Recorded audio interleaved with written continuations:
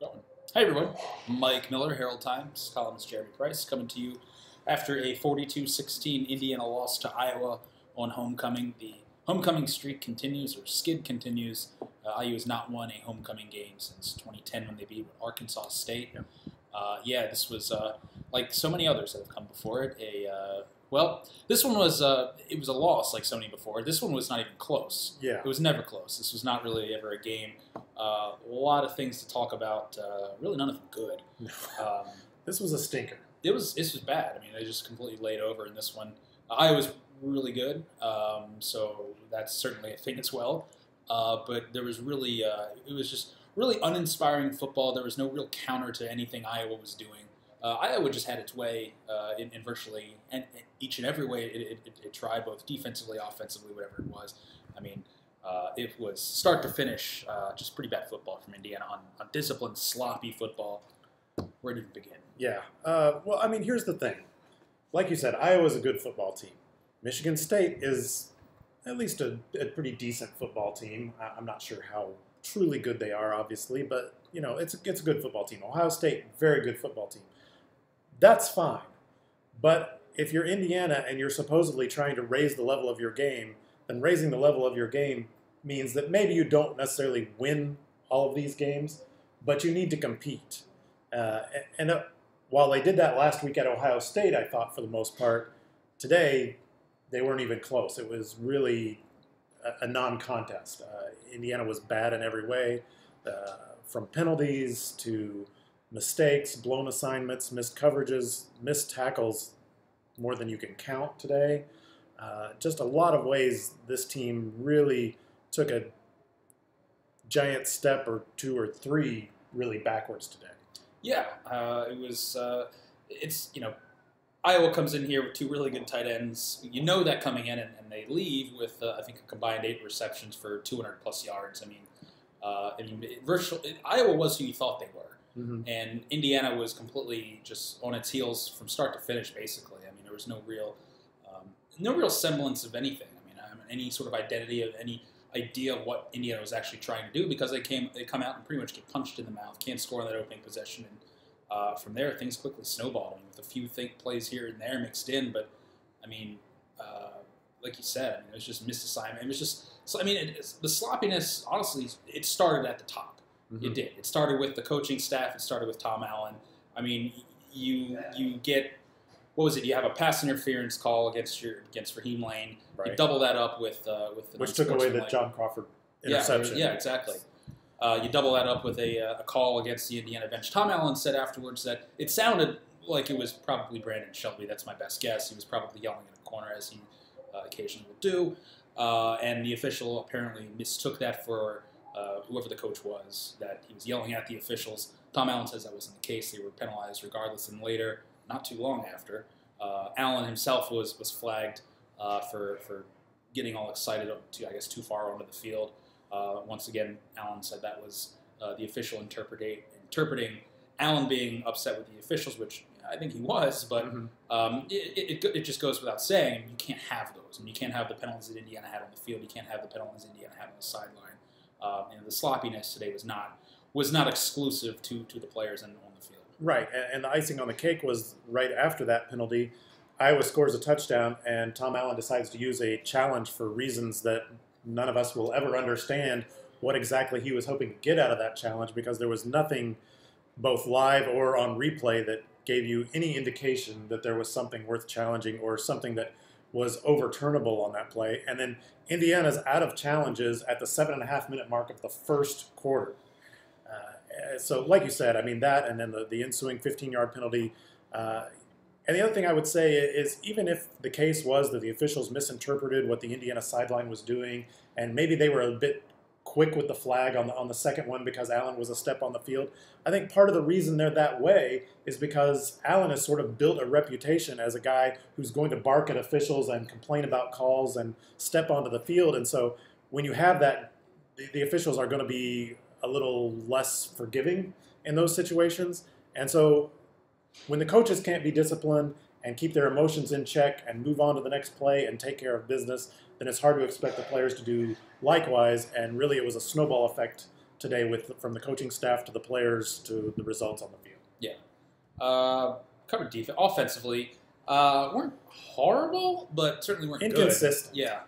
Yeah. First drive, move down the field, kick a field goal, pass the ball really well, and then it's 3 and out. I think maybe 2 3 and outs in a row.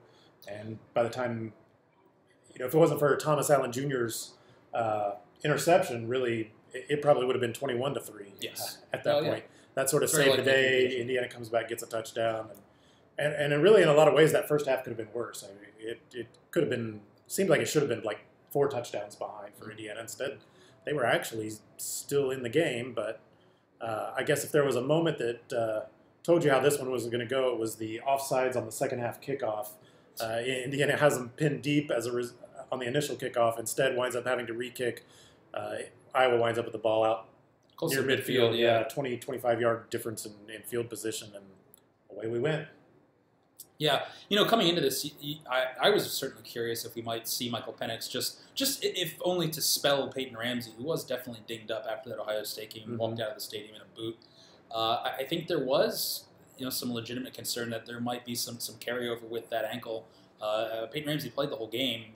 I'm not sure that he was necessarily at 100%, but it apparently never got to a point where he had to come out or anything. But it did almost seem like this might have been another opportunity to get Michael Penix in a game. He's only played in 2, and if anything, to I don't know, change of pace. But again, one of the big things with him is he's got to get experience at some point. Right. And I mean, you can make the argument, which Tom Allen basically has, for redshirting him and preserving that extra year. But on the other hand, you're also looking at a situation where, I mean, you're Indiana. I think the best players need to play. He's certainly shown that he can help in some regard. And really, right now, I have a hard time buying into let's plan for 4 years from now, with a quarterback. And I think that's a pretty consistent thing across college football, that it's hard to really consider that, count what you got 4 years from now when it's not even sure what you'll have, a year or 2 from down the line, if that makes any sense. Right. No, that definitely makes sense. And the other thing is that outside of that quarterback position, this Indiana staff has not been reluctant to play freshmen, put them on the field, get them experience, put them in games. If it means using up a year of eligibility, it means using up a year of eligibility. They're going to put the best guys, the guys that can make plays, on the field. And yet at the quarterback position, they seem reluctant to do that. And I'm not saying Peyton Ramsey shouldn't be the starter or that he hasn't played well at times this year. He certainly has, but basically, from the moment that Ramsey was named starter, Brandon Dawkins left the program, Michael Penix was the number 2 quarterback. I'm not sure that a wise approach is to have a number 2 quarterback whose only experience is against FIU and Ball State, sitting there as your number 2 guy just a play away from going in a game against an Ohio State, an Iowa, a Penn State, whoever like that. When you've got the opportunity to consistently groom him and play him, maybe it's just a couple of series every game or a quarter every game, whatever it is, but get him ready. Give maybe the opposing defenses a different look, something different to prepare for. Put another difference maker on the field, or a guy that can, obviously he's going to deliver the ball to Indiana's wide receiving core playmakers in a different way than Ramsey is. Ramsey's going to give you maybe some of the shorter stuff and look to break something. He's going to give you the underneath kind of stuff, be more accurate, be more judicious with the use. Penix, I think, is more likely to push the ball downfield, take some deep shots, those kind of things. It's going to provide some variety to your offense, and I continue to not understand, like you say, the reluctance to do that and really give you the best shot to win now, especially at Indiana. Why worry about what might be in 4 years when you've got the chance to be successful now? If Indiana's successful now, in 4 years you're going to have another good quarterback recruit. You're going to have another guy to come in and take your place. If this coaching staff is doing its job, they're going to be in that position in 4 years. And if Michael Penix is doing his job, he's going to be in the NFL in 4 years. And also with that, Michael Penix didn't come to Indiana to sit behind Peyton Ramsey for a couple of years. I mean, you recruit this kid because you think he's good enough to play, and probably sooner than later. Yeah. He didn't choose Indiana over Florida State and Tennessee and all these other options to come in and wait to play 4 years from now. I mean, that has to be taken into consideration on some level. Beyond the fact that, yes, I mean, at Indiana you should play the best players, and they do see practice. We're not privy to everything they see during the week, but it does seem from the raw talent, from what we've seen in fall camp, from what we saw in spring and certainly in small doses in the first 2 games he's played, that he does present something that you just don't otherwise have at that position right now. So, yeah, it remains an interesting dynamic that's going on there. If they've sat down and talked with him, which Alan says they have, and that he has an understanding of the situation, I think, at least from his standpoint, you can kind of understand this year. And with 2 games, there's 5 games left. He can play in 2 of them now still. So there's a chance for him to get some more experience going into next year. But next year, that patience is gone. If you use that up this year, then that patience is going to be gone next year. And next year, you're going to have to make a decision that's not worried about hurting anyone's feelings and is more concerned with what's best for this football team. Agreed. Well, that's a 42-16 Indiana loss to Iowa. IU is back at home next week. Get Penn State. Penn State's playing right now. Who do they have at home right now? Michigan State. That's correct. They do. I thought that was a night game. That was Wisconsin, Nope. Michigan tonight. Yeah.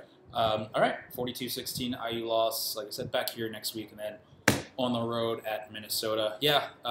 This was a huge game, a hinge game where you win this one, you're potentially looking at a path to 7. Now it almost looks like this is going to be the typical Indiana October to November transition where they're backing into just trying to, by the skin of their teeth, get 6 wins.